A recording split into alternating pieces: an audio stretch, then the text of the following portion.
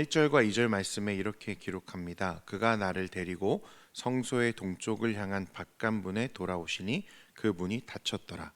여호와께서 내게 이르시되 이 문은 닫고 다시 열지 못할지니 아무도 그리로 들어오지 못할 것은 이스라엘 하나님 나 여호와가 그리로 들어왔음이라. 그러므로 닫아둘지니라. 말씀에 보면 하나님께서 이제 에스겔을 하나님이 새롭게 지으신다 말씀하신 새 성전의 이 동쪽을 향해 나 있는 문으로 데려가십니다. 그리고 이 문이 다시는 열리지 않도록 폐쇄하라고 닫아두라고 말씀하시는데, 왜냐하면 그 문으로 여호와 하나님께서 들어오셨기 때문이다라고 말씀하고 있습니다. 성전은 하나님께서 그 백성과 함께 하시기 위한 자신의 임재의 장소로 성전을 두셨습니다. 그러나 성전이 온갖 우상과 가증한 이방의 풍습으로 더러워지자 이 거룩하신 하나님은 더 이상 그곳에 머물지 않으시고 성전을 떠나셨습니다. 에스겔이 이전에 보았던 이 더러운 성전, 그 성전을 하나님이 떠나시는 장면에도 사실 이 동쪽을 향한 문이 등장하는데요. 이 하나님이 떠난 이 성전, 하나님이 머물지 않는 성전은 이방인들의 손에 힘없이 무너지는 것을 우리가 보았습니다. 그러나 에스겔에게 하나님이 말씀하신 것처럼 이제 하나님은 새로운 성전을 세우시고 그 새로운 성전에 하나님이 다시 임하실 것을 말씀하셨어요. 그리고 오늘 이 본문은 그 모습을, 하나님이 다시 그 성전에 임재하시는 모습을 지금 에스겔에게 보여주시는 것입니다. 에스겔을 성전 동쪽을 향한 문으로 이끌어 가시고 말씀하시죠. 나 여호와 하나님이 이 성전의 동쪽을 향해 있는 그 문을 통해서 이제 들어왔다, 임재했다는 거예요. 그러니 그 문을 닫고 아무도 그 문에 다시 들어오거나 나가지 못하도록 문을 아예 닫아두어라, 폐쇄하라 라고 말합니다. 그래서 3절에 보면 왕조차도 이 문을 사용할 수 없고 왕이라 할지라도 안길에 있는 다른 길로 출입하고 그 안에서 먹고 또 나가라 이렇게 말씀하시죠. 동쪽으로 성전을 떠나셨던 하나님이 다시 그 동쪽 문으로 다시 성전에 임하셨습니다. 그리고 그 문을 아예 폐쇄하라고 말씀하세요. 이것은요, 이제 하나님께서 다시는 그 성전을 떠나시지 않겠다라는 약속을 우리에게 말씀하시는 거예요. 영원히 이 성전에서 그 백성과 함께 하시겠다는 거예요. 문을 닫는다는 건 들어오는 것뿐만 아니라 나가는 것도 하지 않겠다는 뜻이거든요. 여러분 잘 아시는 것처럼 사도 바울이 고린도전서 3장 16절에 이렇게 말씀했습니다. 너희는 너희가 하나님의 성전인 것과 하나님의 성령이 너희 안에 계시는 것을 알지 못하느냐. 그러니까 부활하신 주님은 승천하시기 전에 제자들에게 무엇을 약속하셨습니까? 내가 너희에게 성령을 보내주마 약속하셨습니다. 그 약속대로 성령이 임하셨고 이제 모든 예수를 믿는 신자들 안에 성령이 내주하고 계십니다. 믿으십니까? 이 성령이 거하시는 전, 그곳이 바로 성전이기에 우리가 곧 하나님의 성전이라고 바울은 우리에게 말했습니다. 사랑하는 성도 여러분은 하나님의 성전이십니다. 믿으십니까?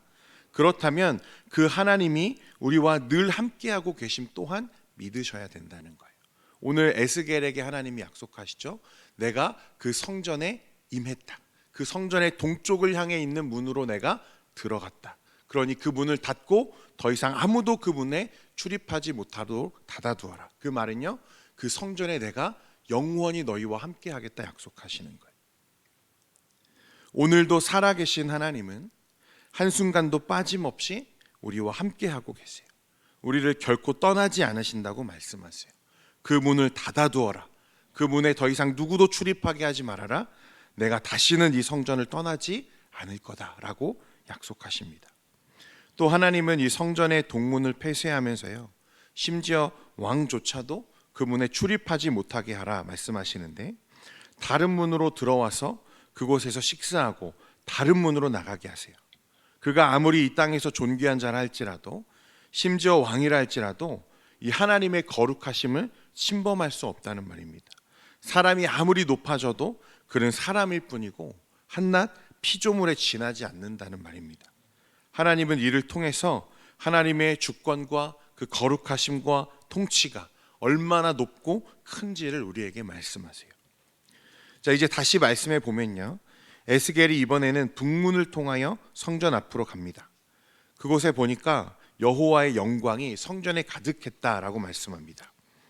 그가 또 나를 데리고 북문을 통하여 성전 앞에 이르시기로 내가 보니 여호와의 영광이 여호와의 성전에 가득한지라 내가 얼굴을 땅에 대고 엎드리니. 자, 이제 에스겔이 북문을 통해서 성전 안뜰, 그러니까 성소 바로 앞에서 여호와의 영광을 직접 생생하게 목격하고 있습니다.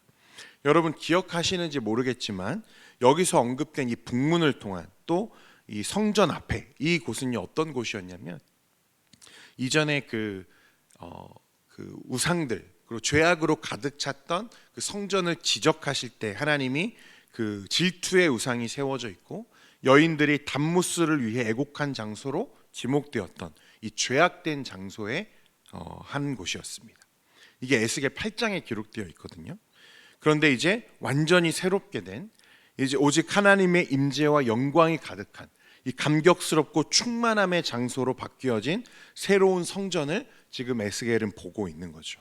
그리고 5절 말씀에 보면요, 이렇게 말씀하는데요, 여호와께서 내게 이르시되 인자야 너는 전심으로 주목하여 내가 내게 말하는 바 여호와의 성전의 모든 규례와 모든 율례를 귀로 듣고 또 성전의 입구와 성소의 출구를 전심으로 주목하고.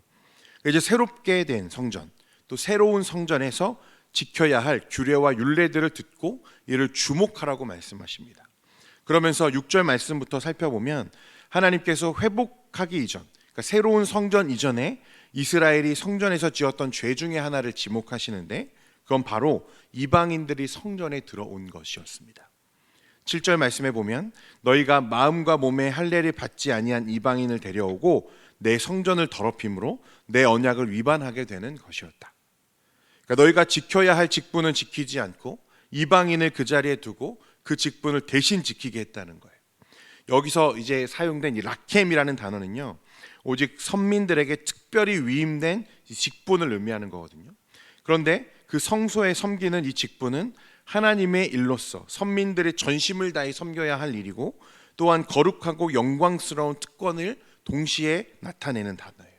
그런데 그럼에도 불구하고 이스라엘이 어떻게 했다는 거죠? 이전에는 그 영광스러운 직분을, 하나님의 특권을 자격 없는 자들에게, 그 안에 하나님이 계시지 않는 자들에게 내어주고 맡겼다는 거예요.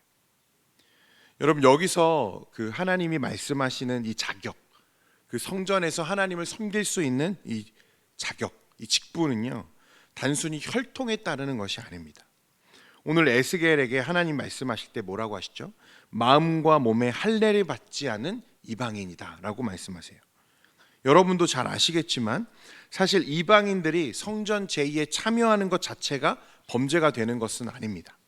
여호수아 8장에도 여호수아가 이 축복과 저주에 관한 모세의 율법을 낭독할 때 그 대상에는 이스라엘 본토인들 뿐만 아니라 누구도 포함되어 있죠? 이방인들도 함께 포함되어 있었습니다.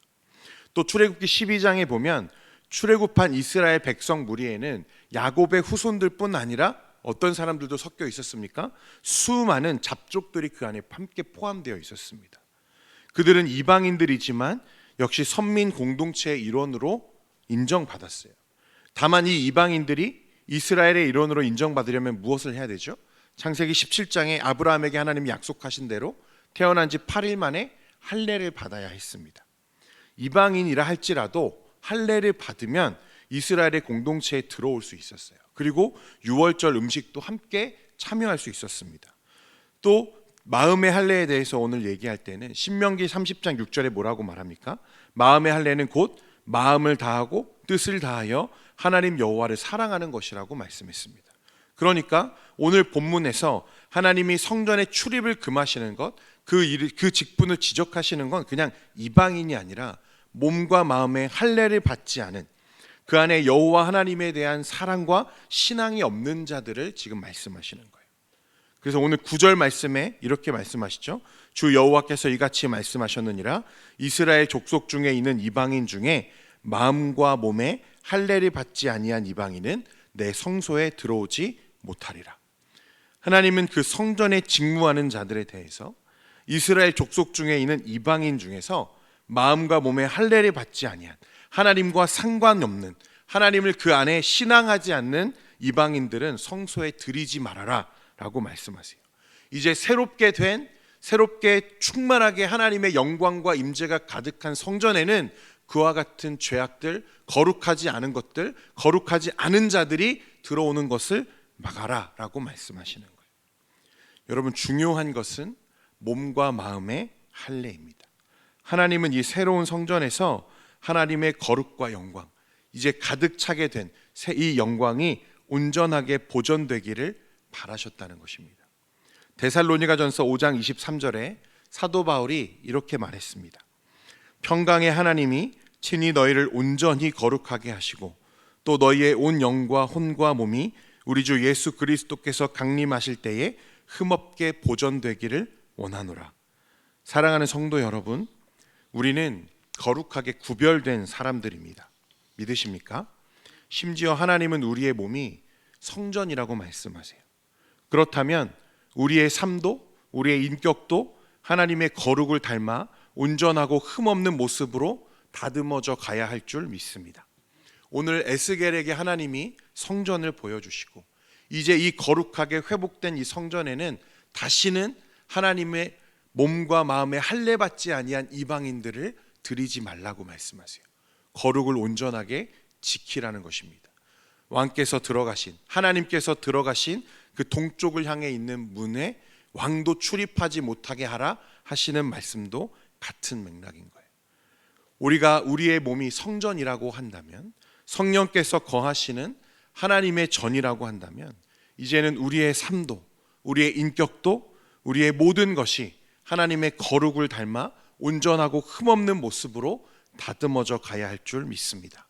그러므로 사랑하는 성도 여러분, 오늘 하루도 주님과 동행하며 은혜 안에 거하시는 저와 여러분 되기를 소원합니다. 기도하겠습니다.